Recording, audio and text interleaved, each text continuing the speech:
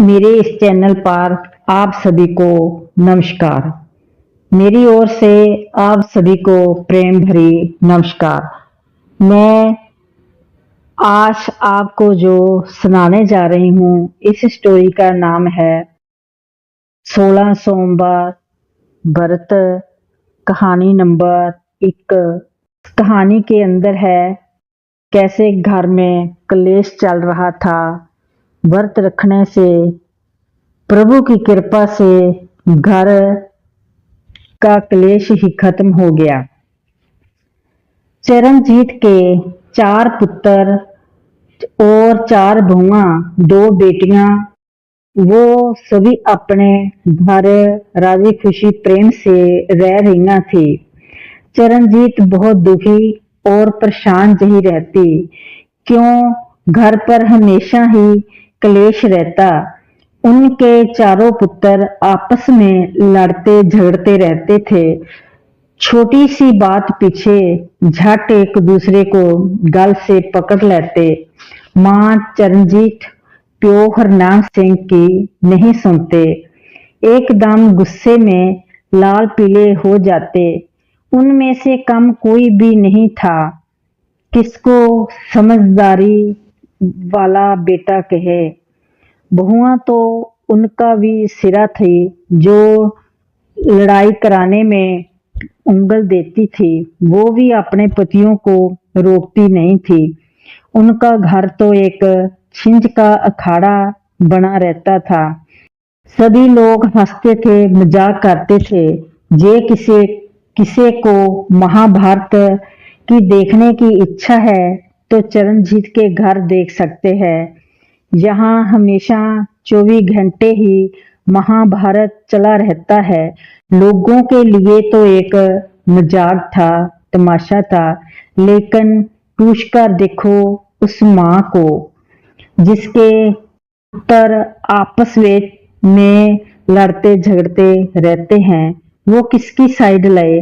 माँ तो सभी की है, माँ तो माँ है। यही बात उनको परेशान कर रही थी।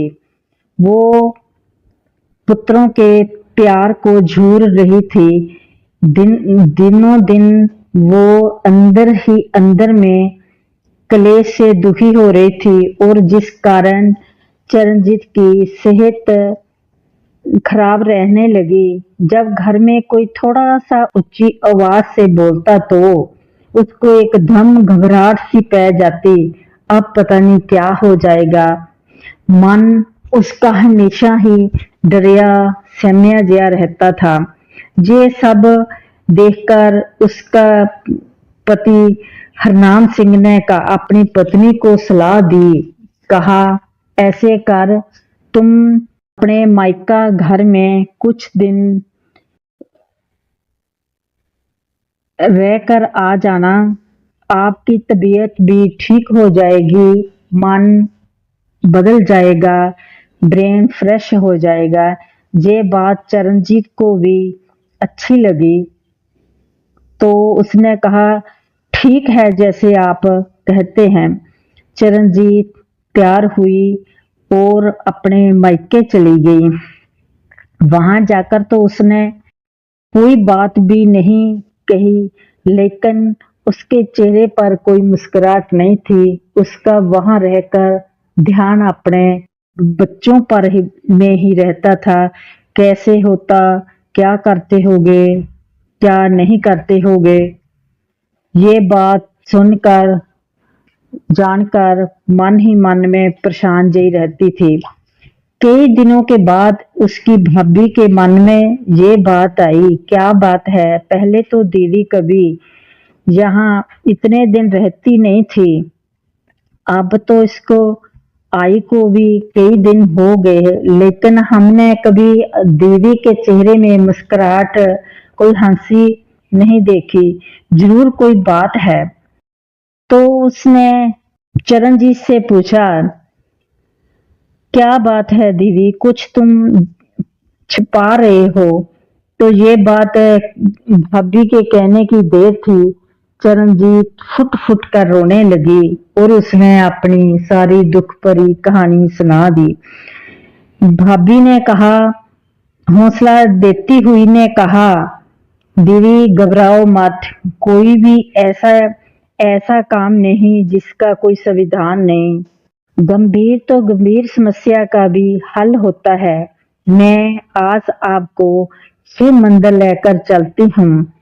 वहाँ आपने शिव भगवान आगे मत्था टेकना, अरदास करनी, शांति की मांग करनी।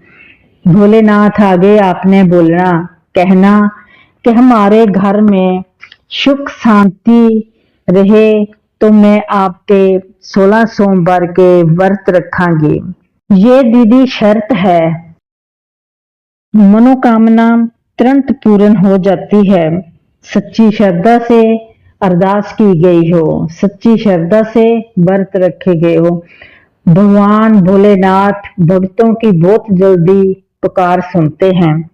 तो उसको अपनी भाभी की बात भी अच्छी लगी, उसके साथ गई, सारा बात सुनी समझी। तो जब उसके बाद सोमवार आया तो चरणजीत सुबह स्नान किया, कच्ची लस्सी ली, प्रसाद बनाया, जैसे उसकी भाभी ने उसको बताया था वैसे ही सब कुछ किया तो मंदिर चली गई। जब ऐसे ही व्रत रखी को 3 व्रत हो गए, जब चौथे सोमवार रखना था तो उसका बेटा उसको लेने के लिए आ गया।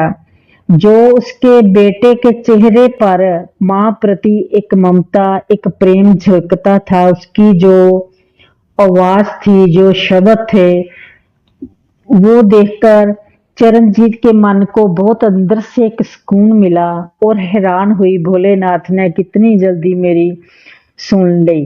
वो अपने बेटे के साथ अपने घर चली गई, वहां जाकर व्रत रखती रही। फिर उसने ये बात अपने पति से की तो पति भी ये जानकर बहुत खुश हुआ। ऐसे ही समय बीतता गया तो उसके 16 सोमवार व्रत पूरे हो गए। 17वें सोमवार को पूजना था तो उसके पति ने कहा, चरणजीत तुम चिंता मत करो, पुजारी से जाकर पूछ लो क्या क्या सामान चाहिए, जो जरूरत है हम शहर से जाकर सभी सामान इकट्ठा कर लेंगे, अच्छे से हम पूजा करेंगे, विधि विधान से मत्था टेकेंगे। जो कल हमारा घर एक नरक था, आज जो कल बच्चे आपस में एक दूसरे के दुश्मन बनी बैठे थे, आज आपस में प्यार में रहते हैं, घर का माहौल ही बदल गया, हम सब सुकून से रह रहे हैं, बहुत अच्छा लगता है, लग रहा है ये सब भोलेनाथ की कृपा से सब हुआ है। तो हम भोलेनाथ की महिमा गाते हुए, उसका आशीर्वाद लेते हुए 17वें सोमवार को अच्छे से पूजा करेंगे। ये स्टोरी आपको कैसी लगी?